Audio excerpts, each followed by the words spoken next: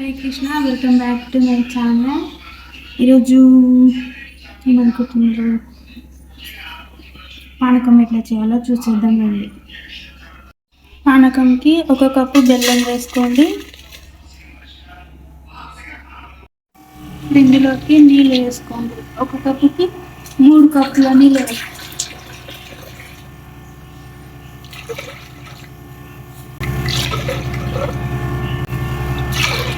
ఇప్పుడు ఇందులోకి కాస్తంత మిరియాల పొడి వేసుకోండి. మిరియాలు దంచి వేసుకుంటే టేస్ట్ బాగుంటుంది. మిరియాల పొడి 3 స్పూన్ వేసుకోండి. ఇప్పుడు ఇందులోకి యాలకులు వేసుకోండి. నేను 2 యాలకులు వేసుకుంటున్నా. మీకు కావాలంటే క్వాంటిటీని బట్టి 4-3 వేసుకోవచ్చు. నేను ఇక్కడ 2 యాలకులని దంచి వేసుకుంటున్నాను. ఇప్పుడు దీన్ని బాగా కలుపుకోండి. ఇలా మొత్తం కలిపేసుకోవాలి. ఈ కలర్లో ఉంటుంది పానకం. ఇప్పుడు దీన్ని వడకట్టుకోవాలి.